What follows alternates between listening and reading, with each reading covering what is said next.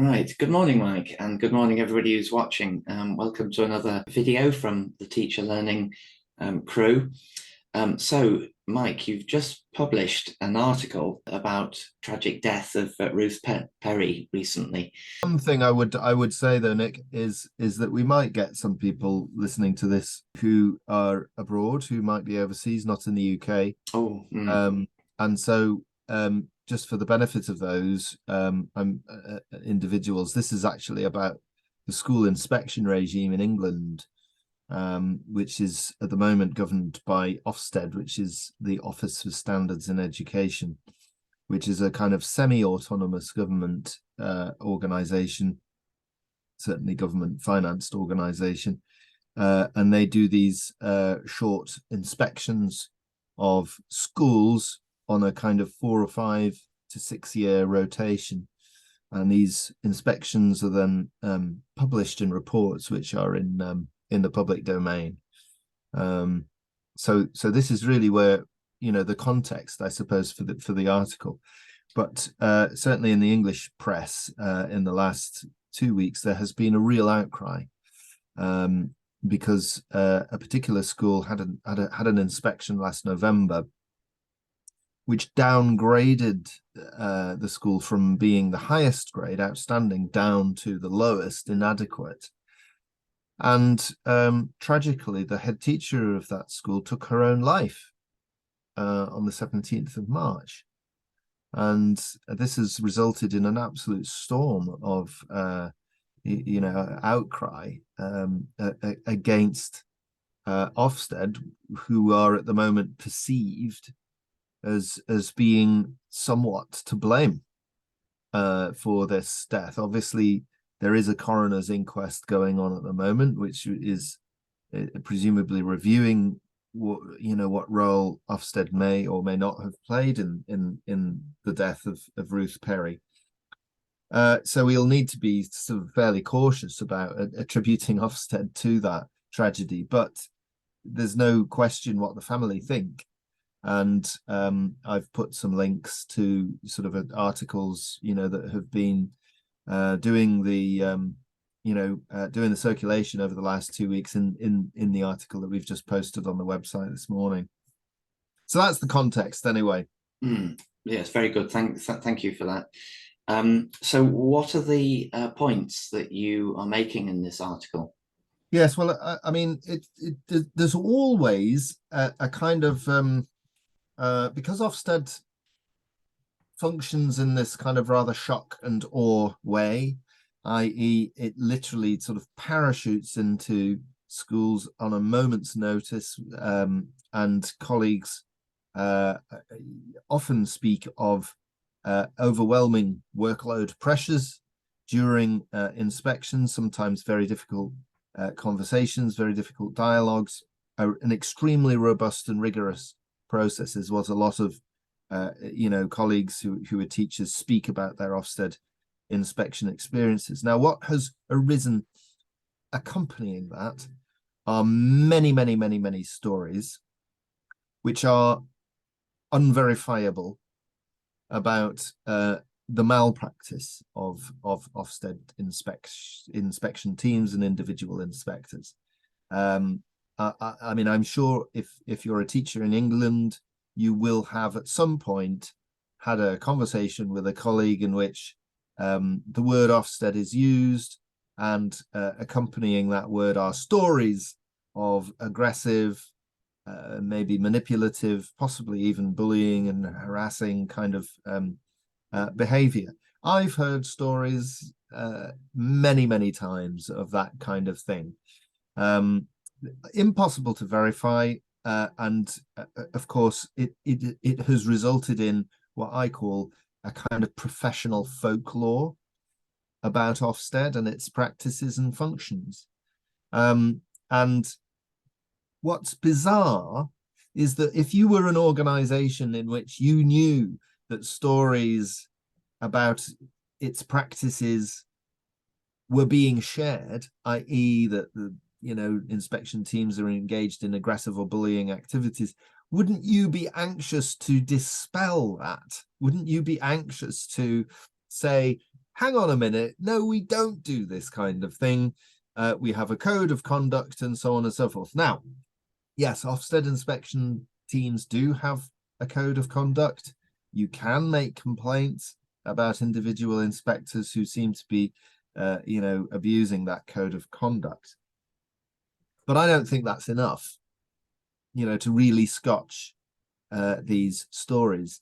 And I cannot help thinking in my cynical moments that maybe Ofsted actually allows these folklore stories to circulate because it actually suits their purpose. And one of their purposes, I unfortunately, because this is true, is to strike fear into schools and into teachers, because they regard fear as part of a robust and rigorous process. And I would argue that it's unprofessional. It's unprofessional on many levels, if that's the case. Yeah. But why would an organisation want to? I mean, this doesn't happen in the medical profession. It doesn't. No. It doesn't happen. It doesn't. You certainly don't do it to kids in schools. If you want No. kids in schools to improve, you have to, through understanding, you have to know how to improve. Now, it is the job of schools to improve their teaching. Yeah. But what's the problem? What is the problem with putting this pressure, putting a little bit of raising the stakes a little bit, making it important that schools do improve? What's the issue with that? I don't think there is an issue. There's no issue with inspection per se.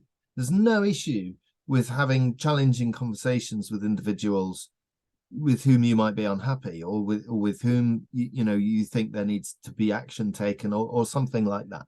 I have absolutely no problem with that, and that is part and parcel of being a professional community, is that the teachers and the teaching profession have to police its own standards, and this is absolutely right and proper.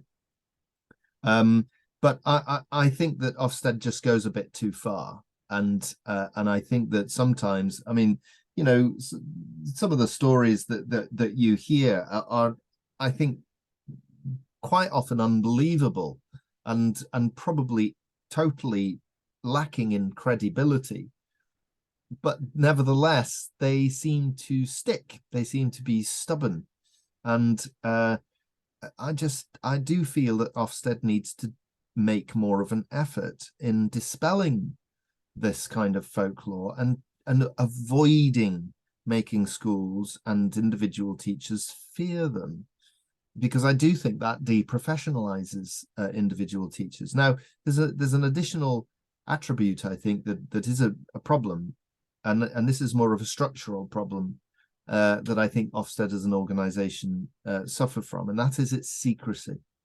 All of the individual inspectors have to sign the Official Secrets Act, and I think that creates a chasm. It stops dialogue, genuine dialogue happening between Ofsted and elements of the teaching profession, because it creates this kind of obsequious, suspicious, culture where individual colleagues, teachers, myself, head teachers, wonder and worry about whether Ofsted has integrity, really, and whether the goals and the ambitions of Ofsted are truly to bring about an increase in standards.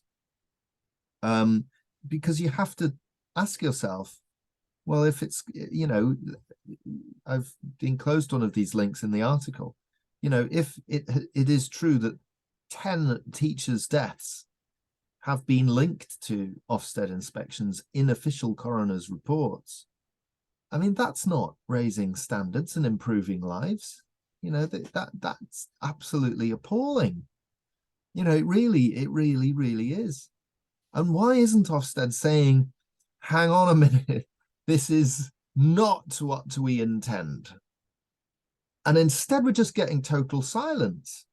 I mean, the call for Ofsted to just pause inspection, just out of respect, for Ruth's family and the people, the community at Cavendish Primary, who are obviously going through an absolute nightmare at the moment. Just have a bit of a break out of respect. But no, absolutely nothing.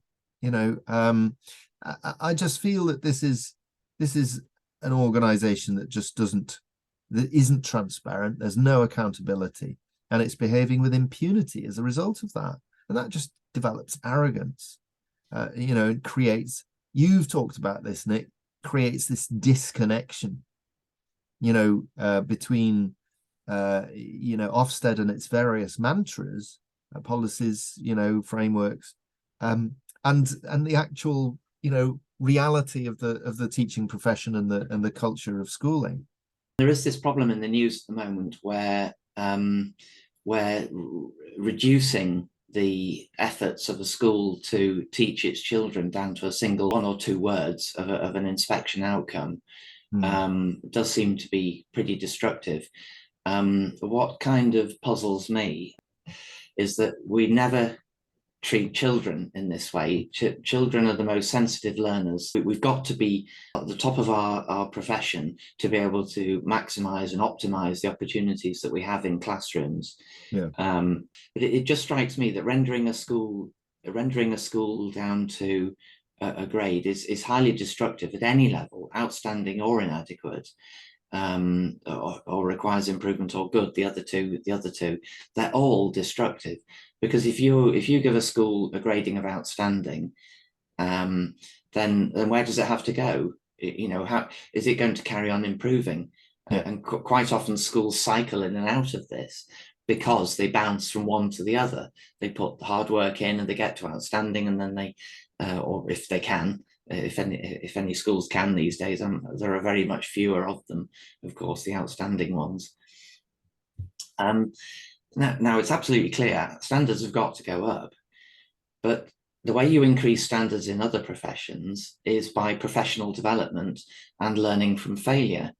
There just doesn't seem to be any room for failure, and this